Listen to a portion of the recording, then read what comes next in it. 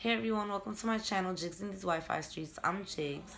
Before I get into this video, let me just give my condolences to the families of Evelyn Dykehouse, Hallie Scruggs, William Kinney, Mike Hill, Catherine Coons, and Cynthia Peak. They are the 6 victims of the SHO that took place in the Covenant Presbyterian School in Tennessee that happened a few days ago. Again, my condolences to the family. Uh, there's certain talking points that I want to bring up, or should I say, certain conversations I want to have. But before I do that, I let me just give you detail for detail. So far, all that I've gotten, it's been what, like 6 days now. So I've been emailing myself a lot of different detail, pretty much what's going on in the news, everything that I see, and so I have a detailed list of exactly what happened, or at least what's out so far, right? So 28-year-old Audrey Hale, described as a trans woman, and I'm only bringing this up because I have a very strong inclination that this is gonna be a huge talking topic, okay?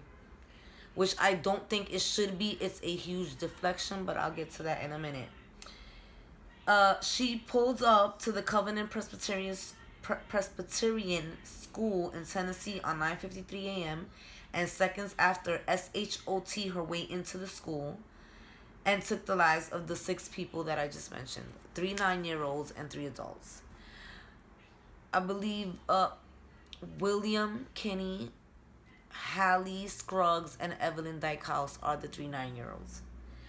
Police received their first phone call at 10:13 a.m. and 14 minutes later, officers showed up. 5 of the officers made their way up to the second floor, where she had already made her way up to, and 2 of the 5 opened fire and took her life. Those officers were Rex Engelbert and Michael Colazzo. Okay. Now, several things that I jotted down that I wanted to talk about. Okay, first, of number one, she was found with 2 ASSAULT style weapons and 1 HA. I don't know why I'm spelling your hands. GUN. So she was found with 2 ASS. I'm gonna call them ASSs. Okay, that stands for ASSAULT style weapons and 1's hand G. She had a detailed map of the school. She calls a friend 15 minutes before she did what she did. Police chief reveals later in the following, in these days, following, that she was under a doctor's care and that her parents did not believe she should have access to firearms. Meanwhile, she had purchased seven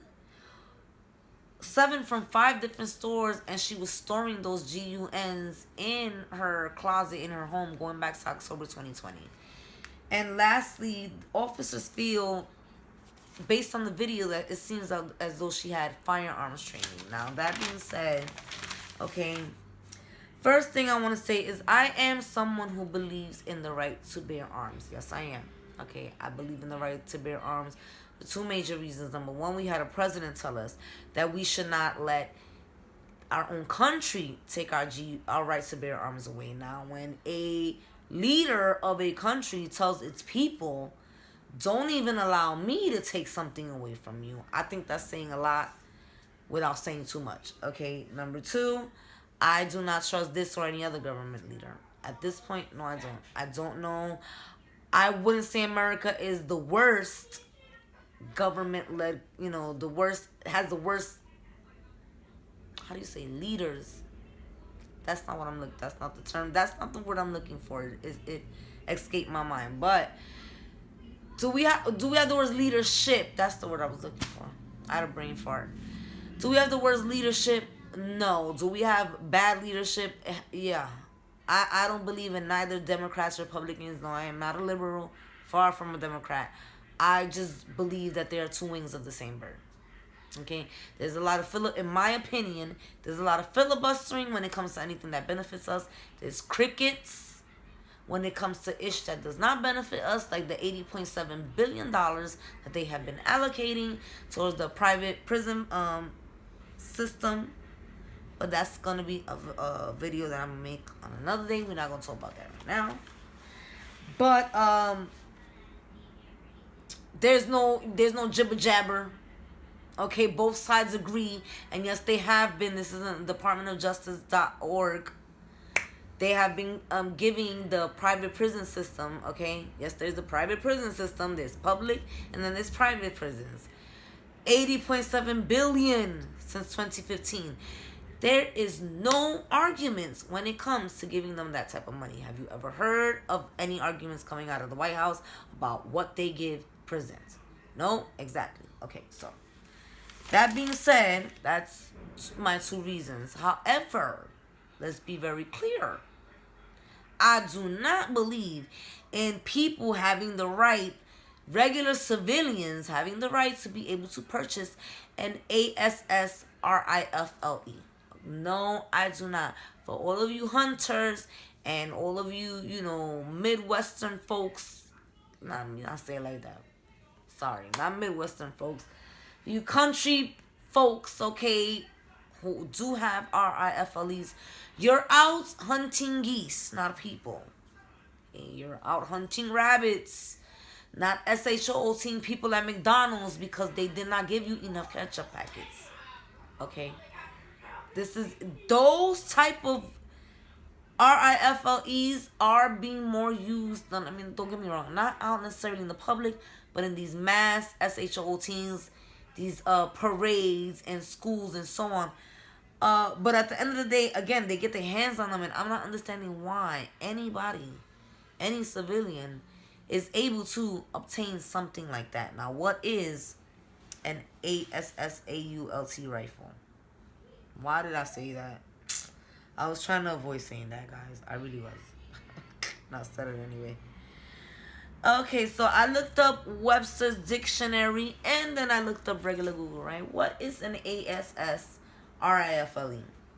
Well, it is a selective fire RIFLE that uses an intermediate cartridge and detachable magazine. The magazine is where you put the BULLETSs. I don't want to say certain things, guys, so I will be spelling out certain things on some of my videos because I just don't want to say them. I don't know how to edit. Got a laptop, but don't know how to edit yet. Y'all gonna have to give it Shamani on that one. Us RIFLEs were first put into mass production and accepted into widespread service during WW2, okay, which would be World WAR 2. Let me say that again. An ASSR is a selective fire R that uses an intermediate cartridge and a detachable magazine.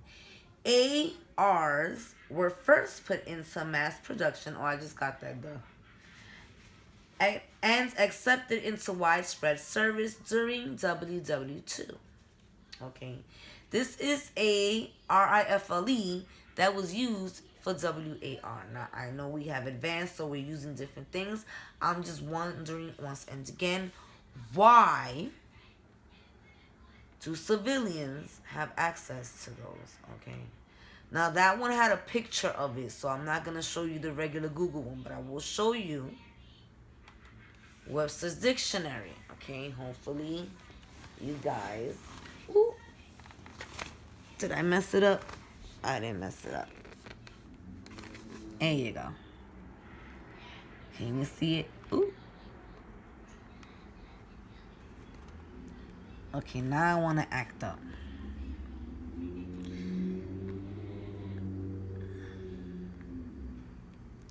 Why is my laptop doing this right now? Okay. There you go. Can you see that? Okay. Just to be clear. Okay. What is it? Any of various intermediate range magazine fed RIFLEs that can be set for automatic or semi-automatic fire. Also, a RIFLE that resembles a military assault RIFLE but is designed to allow only semi-automatic FIRE. That is Webster's definition. I want to know why it is that regular civilians can not just obtain those, but easily obtain those. First off, she's under medical care. And even though she's 28 and her parents can't really dictate to her or have any say so in her life, they themselves didn't believe that she should have access to those, and yes, she does. But what really concerns me is that she's under a doctor's care. Right now, there's no checkoff system for not just buying a Hands G, but one of those. Okay, I need you to look up because I do not know how to edit. Okay, I might have to do the video all over again, guys. Okay, and I don't want to post a picture and then something happens. Okay, I don't care what other YouTubers do. Other YouTubers are more advanced than me and they've been doing this for a while and they know how to edit. Okay. Not to be sassy, but you know. Look it up so you can see why can anyone easily obtain something like that. Right now, as it stands, there's more attention being paid to to assessing whether someone can sit down for jury duty. And I'm being serious. A lot of y'all can roll your eyes and suck your teeth all you want, but it is the truth. Jobs these days require assessment tests. To sit in jury duty, it requires an assessment test. Why that question here? It's an assessment test. It's to see your mindset and whether or not you can preside over a case. Assessment test for jobs. Companies don't want to sit back and figure out whether or not you're employable. So that is said, they design a test to see. Now, yes, granted, a lot of us know how to just pick the right, common sense questions. But it's designed to see your mindset. You can't even get a job without them seeing more or less your mindset, right? I know a lot of y'all are rolling your eyes again and sucking your teeth, but there's no checkoff system to buy a ASS, a ULT, RIFLE, something that was used in WAR. That is ridiculous to me. There's no checkoff system. And then now the age limit has, in some states, is only 18. Motherfuckers still can't drink to 21. You cannot drop, pop, and lock it at a club till you're 21. That's ridiculous to me. That's absurd to me. You know, a lot of y'all are bitching and moaning and complaining about 15-year-olds expressing their sexuality and still don't mind 3 years later their ability to go purchase that, a GUN. I understand. I believe in the right to bear arms, okay? Just, I believe yesterday, a woman had to SHOOT a man who was trying to rob her at her food truck. You know how expensive some food truck, even the most little, little ice cream trucks. Cause I looked into doing something like that. You know, shame in my game. I need as many bags as I can get. Right? Don't we all? Okay, one of those little ice cream trucks, the icy, the limbe. How do you say it in English? Limbe, icy. Okay, those be like 6-7 stacks. She did what she had to do, okay? There's a lot of women that are being RAPE on the daily, being attacked on the daily. I am pro us having some form of defense. I am. I have a cousin who is registered, who has one. I have friends who are registered who have them. I know there's a lot of y'all watching right now who have them. I understand you have the mental capacity to own one. Do you understand that people are getting SHOOT over not being given enough freaking ketchup packets? You have people that don't have the emotional capacity to accept the fact that there's no more ketchup. And you feel it's okay for there not to be no type of checkoff system to buy just a regular GUN, let alone one of those. I feel those should definitely, for damn sure, be banned. I do not believe we should lose our right to bear arms, but I'm not of the understanding why you can buy those. Also, if she was seeing a mental health expert, now I know this is going to be a big undertaking, right? Because you would need to somehow or another connect, build a system in which, first off, you need to agree to breach doctor and patient confidentiality if you feel that someone should never be allowed to have weapons, to be able to disclose that information and be able to place it in a system to where when they go and try to buy one, once they put their ID number in, it's like red flag, you cannot buy one. I feel like this also should be a check-off system for the shops that sell them. Number one, the age gotta be higher. And even still in the age, I know, listen, there are 40-year-olds that don't have the mental capacity to accept the fact that they lost a parking spot. But people are losing their lives behind the most stupidest of things. It is not fair. Okay? But there gotta be an age limit. I know that's not on the owners, but something that is on the owners, it's one thing for somebody to come in and buy one of those. They buy two, okay, fine. But they buy two and then 1,000 rounds of ammunition. There should be something set in place where people cannot buy that much. And I know, again, it's not really deterring them because they could just go to different locations and buy more. But there's no check-off system. And turning your nose up to it, laughing, scoffing, being dismissive, being an all-around asshole about the situation is not doing anything. Everything is all fun and games. Everything is dismissive until it happens to fucking you. I'm a mom. Me owning one doesn't change anything. The teachers in my school don't change. Owning one ain't gonna change anything. Not with a person who's running in there with 2 ARs and a book bag filled with like 800 rounds. Okay? It just Now to bring up my kid's school. Now I'm here in NYC. I don't know if it's all around the 5 boroughs. I'm guesstimating it is. I don't see why they would only do it in the Bronx. Okay? And I know this does not change things, okay? Because the truth of the matter is that people do these things.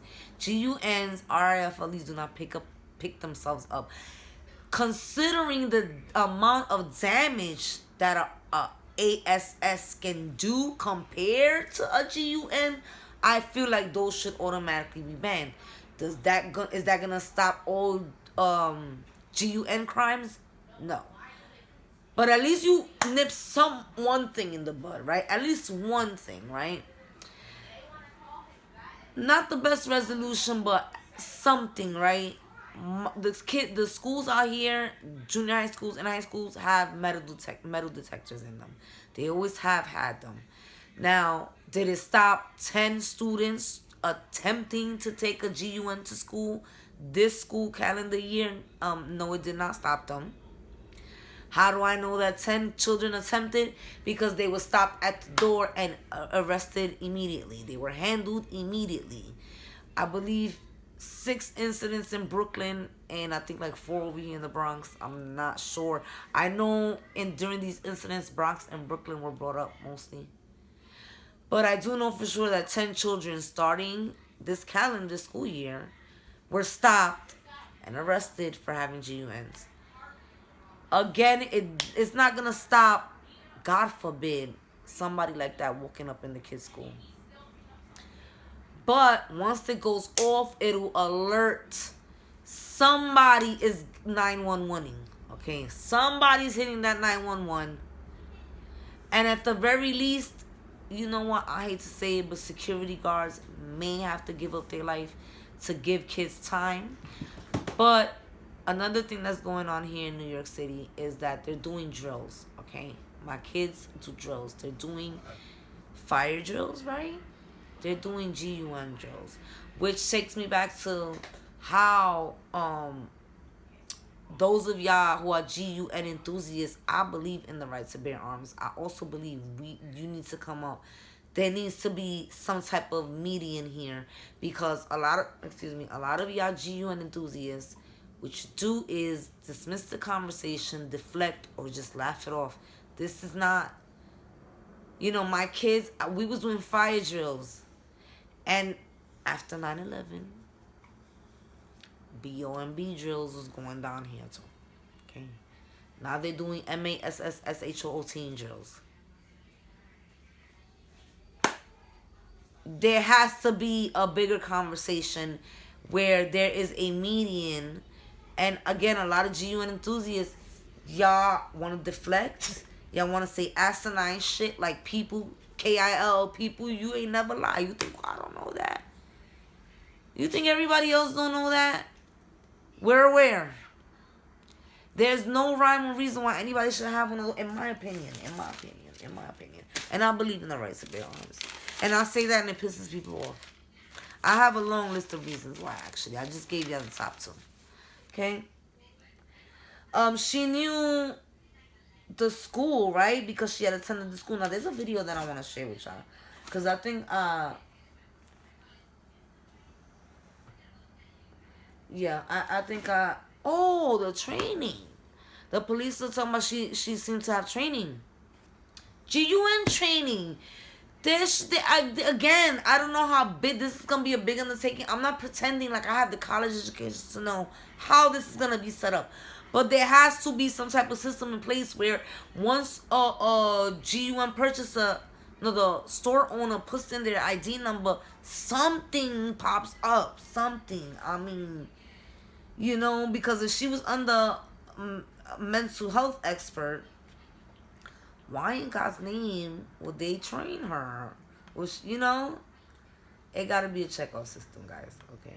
Now I want to get into this video real quick, because I don't want my video to be like extra long. There's a lot of things we could cover on this, and I'm not really good at editing. I'm gonna be honest with you. I just spent the last 2 hours trying to figure it out. Does it look like I figured it out, my love? And I'm a Capricorn. So, like, I want to windmill the air. I want to fight my laptop. I will figure this out, but it's just not going to happen in this moment. Okay. So, let's get into this real quick. So, this woman is the president of the Violence Project. Her name is Jillian Peterson. Just a quick intro, just to make sure that y'all know, when it comes to serious, when it comes to anything that's shits and giggles here, it will be shits and giggles. Things like this, I'm going to try to condense my ghetto-ness, you know, my vulgarity and all that extra stuff. Try to expand my vocabulary a little bit. But I just want to let y'all know, you know, when it comes to stuff like this, I don't have, a legal dream team. I don't know all the rules and regulations. Everything is fair use. Did I mention that? Fair use on everything here. Okay, so, but I just want to always let y'all know this will always be as detailed as I possibly can. Because this is not celebrity shenanigans, you know. This is not fun. This is serious, you know. Her name is Jillian Peterson. She's the president of the Violence Project. She's a forensic psychiatrist, professor of criminology and criminal justice, and author of The Violence Project, How to Stop a MASSSHOT Epidemic. I wrote down certain things that I want to talk about, but I just want to let y'all hear her. And like, you know, after that, I'm going to leave y'all alone because I don't want to make this video too long. So let's get into it real quick. Because I found some of those talking points very interesting. Very interesting. We're going to turn now to the president of the Violence Project. That's Jillian Peterson. She's a forensic psychologist and professor of criminology and criminal justice, and also the co-author of the Violence Project, How to Stop a Mass Shooting Epidemic. Good morning. Thank you very much for being here, Jillian. How to stop it? We'd all like to know the answer to that, and I think it'd be... So you can,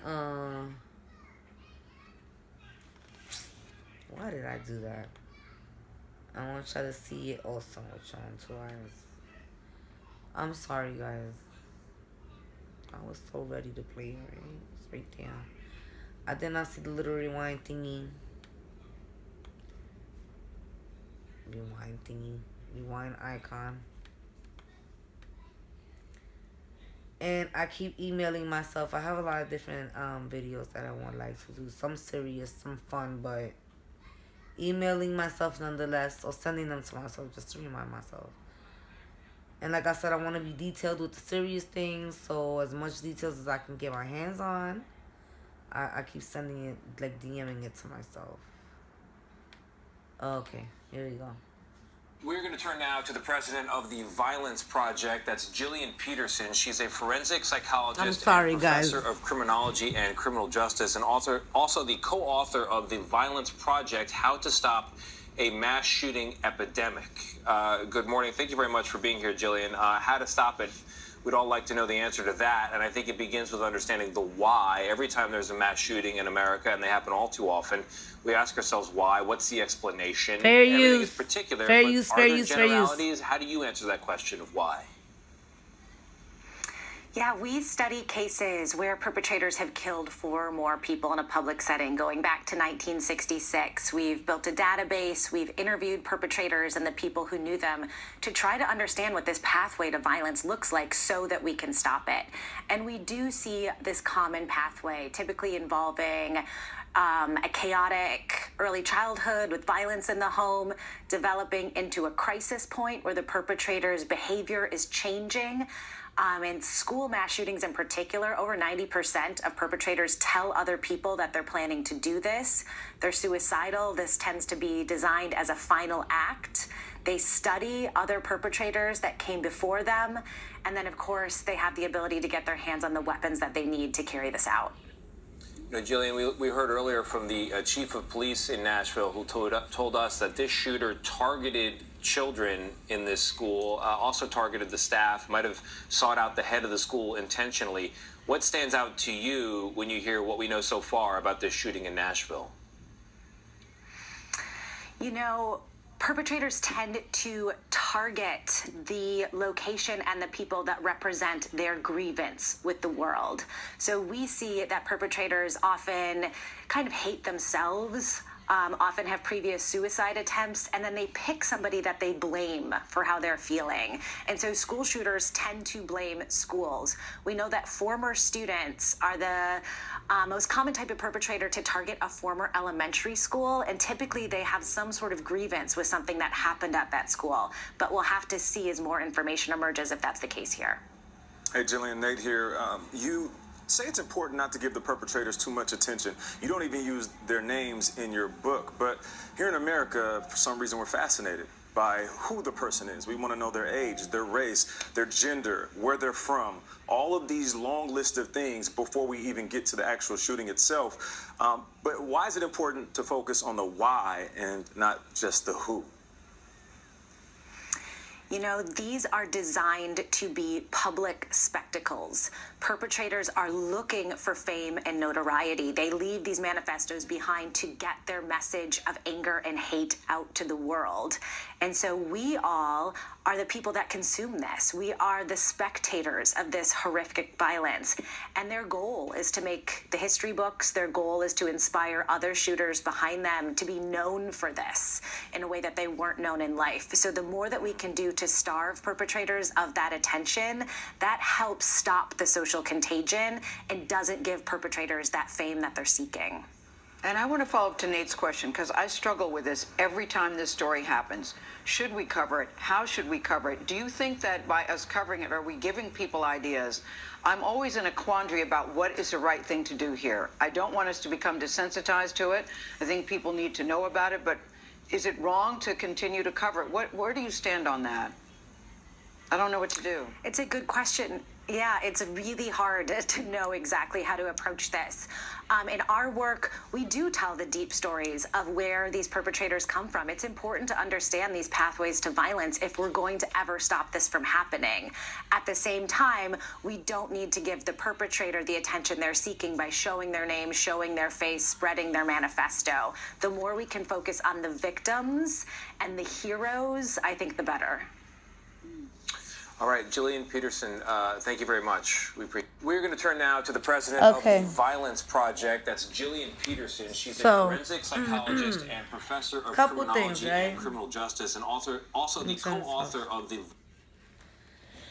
Couple things that I want to talk about, right? So she pointed out some of the some of the people that do these things, right, may stem from a chaotic households, violent home, right? I'm not a psychologist. I just want to, I'm not pretending to be. I just want to talk about that. A lot of people, okay, you have definitely those children that are being abused at home, okay? But you also have those relationships where people, the marriage, you have two people unhappily married together. Okay, I see that quite often. And no, I'm not married. But I think it's insane for people to think that, that's healthy to stay together for the kids. Like, the kids don't hear you up at 2 o'clock in the morning calling each other all type of names. And if there's DV, that's even worse. Okay? 90%, she said 90% tell others. Most of them want to take their own lives. Most of them study people before them, and then getting their hands on the weapons. Getting their hands on the weapons, again, we need a check-off system. A chaotic early childhood, I think there should be, I believe there's training for teachers to kind of more or less know if something's going on with the child. There's also a school counselor. I think we're putting a little, just way too much on teachers. They're there to teach. We want them to teach, referee, preach, heal, and do 50,000 other things. Okay, so it as aunties and uncles and big brothers and sisters, we need to check up on these kids. Okay, we need to have conversations with them and be safe spaces in which they can be honest about if it's not something as bad as someone touching them or abusing them, which they should feel safe. It could be being bullied in school. It could be that they're a little bit more chunky than everybody else, so they have low self-esteem. It could be so many different things. But we need to be aunties, uncles, not just moms and dads, aunties, uncles, big brothers, big sisters, even sometimes to someone who is not our kinfolk. It could be, you could be 19 and your 13-year-old sister has a 13-year-old friend who maybe your sister's not peeping that something is going on. But you are. Be that little girl's big sister or big brother also. Be that little boy's big brother also. We need to stop pretending like kids do not have don't have their own issues. And also remember that for them, things can be magnified. I'm not trying to take their feelings away from them, but something like their appearance, okay? We all know as you get older, well, pimples. You all know as you get older, it doesn't bother you so much. But for them, it's something that's magnified. You know what I'm saying? Like, we need to really, again, I'm not a psychologist. I'm not pretending to be. Something that I've taken to because I grew up and I love my grandma raised me. I lost her 5 years ago, so watch your mouth. Okay? So I'm still dealing with that, even though it's been 5 years. She was born in 1928. So my aunts and uncles got it worse than me. Okay, because she's of the spare the rod, spoil the child generation. But I got yelled at a lot. So I'm a yeller. And with my oldest, I noticed, and mind you, there's an 8-year difference between my first and my second. I have a 22-year-old, a 14-year-old, and an 11-year-old. And I noticed that my yelling did greatly affect my children. Okay, my children are scared of me. I don't even touch my kids, and they scared to death of me.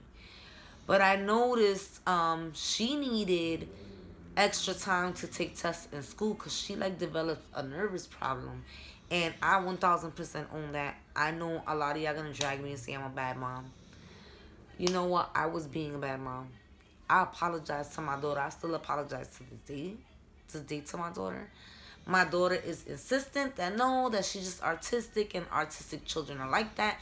My daughter can sing, baby. I'm not saying it's just because she's my kid. My daughter can hit the Mariah Carey note. Yes, she can. Yes, she can. She really can, though. But my kid really can, though. You don't understand, my kid can sing. Like she could sing. And she's like, no, mom, kids who are artistic have a harder time in school, and it's just like that. I apologize all the time. Not only that, but I've apologized to my kids for screaming during times that I felt like, looking back on the situation, I should not have. And I've gone so far as even telling my kids. And I felt like I shouldn't have done that in a sense, because it's like an scapegoat, but at the same token, I didn't know what to, I feel like, you know what? Breaking cycles is breaking cycles, but how do you break cycles when you don't have the proper tools? Right? I don't have the proper tools. So I figured honesty is the best policy. I told my kids, I'm sorry when I yell at y'all. It's the only way I know how to parent. And I'm trying to incorporate different things. I also understand, you know, my grandmother, she was born of a certain time period. It's also not a language barrier because I'm bilingual. I speak, read, and write Spanish fluently. But major age difference. I spoke to her in Spanish, but I would have preferred to speak in English and have, you know, certain conversations in English. And it's just so many things that I feel like more so the generational gap, like she just didn't get. That I try to give to my kids. I love my grandma to death. I miss this lady every day. So she did her best at loving me and raising me for being a woman of her generation. People my generation are starting to see some of the good things in the old school, but a lot of the fuck shit in the old school too. And we're trying to change that and apologizing to my children. Because another thing about apologizing, like, our kids see us apologize to people, right? If we come on our face to them and they call us out on it, or we yelling, if we scolded someone or came out of our face or yelled at the car or flipped the bird, something, right? And we apologize. Our kids grow up seeing us apologize to everyone who we feel we have done something wrong, so an older man apology. Well, they feel like we've done some shit wrong to them sometimes. And where's their apology? And why aren't they worthy of getting one? You know, like, I want to kind of like raise my kids to understand that they should always be respected, even by their mother. And that they always deserve a proper apology, even by their own mama. They deserve an apology so much so that their own mother gave it to them. So who the fuck is you to slide off without the apology? Feel me? But I do that because I am afraid of what my constant yelling can do, has done, can potentially do, the message that it sends. You know, like, imagine you always being yelled at. You feel like, you know, well, what is right about you? You know what I'm saying? So all of that stuff. So we need to really, like, talk to our kids, okay? Especially about schools. Another thing, she said that people who do this in schools typically is because they have a grievance. Like, the people who they target and locations that they target, there's a grievance. People, I mean, right? Places, schools, a lot of kids are getting picked on in school. That's another thing. I've gone so far as to telling my kids that this year I would be willing to homeschool them if there's any reason as to why they don't want to go. And I don't care what that means to anybody. I don't care about the expense that it's going to be. I don't care.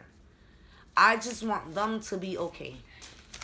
This morning I woke up, I was looking on social media, and a 9-year-old little girl took her life from being bullied. I'm pretty sure this was going on in school. From talking, not only do we not need to talk to our kids, but we need to step a little bit more lively where these schools are concerned. But we also need to look for options like the homeschooling program that I found. It would be $50 a week for my 14-year-old and $30 for my 11-year-old. Now, I know not everybody has that type of money. I know you would think, I mean, there's only $80 a week for some people. That's a lot. Believe it or not, Kaylee. There are some people currently right now in this country making as little as $11 an hour. So I understand not everybody has that option, but that's why we need to as parents, really start pressing forward on what the districts are willing to do when the schools are not doing anything. If you've gone to the teacher and you've gone to the principal, you should be able to go to the district, and the district should have something set in place. Usually, I feel like they're more geared towards taking the school side. I'm not saying that the districts don't take them seriously, but we need to press on a little bit more about what's going on with the bullies, and not just to always get them in trouble, just to always chastise them. Sometimes they're going through some ish. You know, maybe more counseling in school. Maybe they should have a period where you know what, I have no idea, but there needs to be something. That I was gonna say a period where maybe you could sit down and write your emotions, which I know is very fruitful and nobody wants to waste their time doing that. I'm not pretending to have solutions. I'm just saying from our ends at the very least, because I don't have the mental capacity, the intellect, the level of education to tackle this. My sister would. My sister's an actual teacher. She has tenure and all of that. Okay, she has a master's. I probably should have discussed this with her. I might just talk her into doing a video. Who knows? Maybe we should. But as far as on our end, there's aunties and uncles and moms and how you say, not best friends, big brothers, big sisters, and so on, are mentors. Even if it's not your kid, like we need to talk to these kids a little bit more, okay? A lot more. We need to create safe spaces for them to be able to say they feel SUIC idle lately. And even if it's just that's all they say, you know, understand, you know, you're talking to an 11-year-old, talking to a 9-year-old, they might not have all their words together like the woman you see sitting in front of you. But, you know, just to get them to say that part, and, you know, inch by inch, little by little, maybe they'll start to tell us why. I mean, we have got to do something, because they're growing up into these disgruntled adults who go back. They do not let this shit go. And I can't say I wasn't necessarily picked in school. I didn't have the best experience in school, so I don't know what it's like to be relentlessly picked on. I just, based on what she said, and listen, she's the expert. She's saying most of the time when they go back, it is because of their bad experiences in the school. So again, I'm not going to pretend to know what needs to be done from a professional standpoint. I'm just saying, as men and women, aunties and uncles, we need to make it a point to speak to these kids more and engage in more conversations and really listen to them. Don't dismiss anything that you feel is small, because it might not be so small, you know? And then, what was my last two things, because of this video. I feel like this video went on way too long. I don't even know how many minutes we're on right now. But I'm going to make these last 2 points and then I'm going to go. She said that a lot of these situations are also designed to be public spectacles, and we are the spectators, and I agree. Now, I'm going to throw in what Gail said, because we are spectators to an extent, right? Or should be spectators to an extent. We want to know something, like we have to know. Something like this is major. We should see it on the news, okay? What we should not be doing is stupid shit like 10, 15, 20 years later, glorifying it through Netflix series. I'm not trying to look for lawsuit. You watch my mouth. But it's true. We're watching the Jeffrey Dahmer. I'm not watching it, but a lot of people are watching Jeffrey Dahmer like it's okay. I'm being a drama queen. She's being a drama queen. She's bringing up Jeffrey Dahmer. What they got to do with anything? It's these people. She said for these people. Okay? It's about being a spectacle. It's about causing a public spectacle. It's about the infamy and the fame of it all. Well, how old is Audrey? 28 years old, right? How many years ago did Dahmer get locked up? You know, people with Audrey's mentality look up to people like that. So what message do you think we're sending people with her mentality when she sees millions of us thinking it's cute to even attempt to fix our mouths at, oh, Jeffrey Dahmer costume this Halloween. Oh, look at his numbers. We have people like Audrey in this world who, when they see the guy who did San Antonio, in his manifesto, he said, and mind you, San Antonio, the dude who did San Antonio, I believe, his intention was to take my people out. And if black people were around, well, that was a bonus. His set intention was Latinos, right? Okay. In his manifesto, guess what word he used? Exterminate. Excuse me. I know Trump did not say that. I'm not going to put a word in Trump's mouth. I personally do not like Trump, but he has enough fish to fry without me adding anything on more to the grill, right? Like, come on now. He did not say it. Someone in his audience said it. People thought that shit was funny. I'm not saying that that man is the reason why that other dude did what he did. I'm saying you have people like that dude, people like Audrey, that they see certain things and they mentally compute them differently. This is a forensics psychologist, okay? Professor of criminology and criminal justice, forensic psychologist, okay, who's saying most of these people do this shit for the glory and the fame and the spectacle of it all. So what do you think it sends? What message do you think people like Audrey get when they see millions of people glorifying a pig like Jeffrey Dahmer? We should be informed. But our being informed turns into, like, you know, it's like watching a car accident in the highway to selling t-shirts about the damn car accident. Like, we as a people need to check ourselves also about not just what we consume, but why we're consuming it. Are you wanting to be informed or entertained? Because they're only going to sell to us what we keep buying. When they see we have a vested interest as a mass public, they sell us on, push towards us what they know we're going to consume. Every fucking year, there's a documentary about what happened to Nicole Brown Simpson. Why? What is it about that case we don't know? Has any of the books or the documentaries given us anything new? Any new details?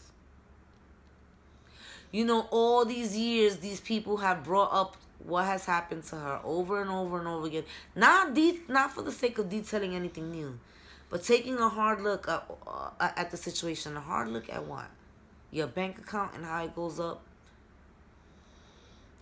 Not taking into consideration O.J. Simpson's son or daughter. Every fucking year, they gotta watch their mother be resurrected for a docuseries, a documentary, a book, for somebody to align their pockets. And why? Because we consume it every year. Every year. We need to check ourselves also. And you know what? I understand it's not something we think about every day. I don't think about that every day. I'm not thinking that I'm adding on to the possibility of some nut job conspiring to do some ish like this. But we need to be a check-off system for ourselves and what we consume. And when it's news, it's news. When a news, a specific, not news station, what's the word that I'm looking for? A network. When a specific network thinks it's cute to do a fucking series about murder cases and serial killers, maybe we should change the channel and let them know that we will no longer be consuming that shit, because there's no glory in murder, or at least there shouldn't be. But let me get off. I feel like I've been on here for a long time. My respect to the families. I'm not trying to be disrespectful. I think this, I'm trying to do my best at having good, trying to extract not just talking points, but the right ones, as best as I can. And only because we should be having certain conversations, but we should be pushing for certain things to be done, because conversations, conversations, like, people are DOAing. So the first way we can nip this in the bud, okay, is limiting access to, limiting access to your ability. First off, do away with the AR, but limiting your access to everyone having the ability to purchase a GUN, because like I said, there's people who do not have the emotional capacity to accept the fact that there's no more ketchup. And nah, I don't want to be somewhere with somebody like that has a 9 milli in their pocket. No, I don't. I don't care to. But anyway, thank you so much for watching this video. I don't want to take up more of your time. I feel a little like I'm losing a little bit of my state of mind right now. I'm not used to talking for this long. I'm a talker, but I am not used to talking for this long. But thank you so much for watching my video. I hope you were not offended at my doing this video, especially if you're a family member. I think there's a lot we can learn. I think we can learn a lot from any and all situations. I'm sorry I'm stuttering. I really should get off at this point. But I think we can learn a lot from all these situations. We can share a lot with each other. And again, we need to talk about these situations until something's done. We need to push as a mass public to get rid of ARs. I don't understand why people have access to them. Now, I do believe in the right to bear arms, but I do not believe that everybody should have that right. So until something happens, I do believe everyone should be utilizing all and any platforms, because I believe people in certain positions see these conversations going on online. When things go viral, I believe it's people sitting in the White House that see it. I believe it's CEOs that see it. I believe everybody sees it. They go viral, okay? But anyway, let me get off. Thank you so much for watching this video. My condolences to the family again, and be safe.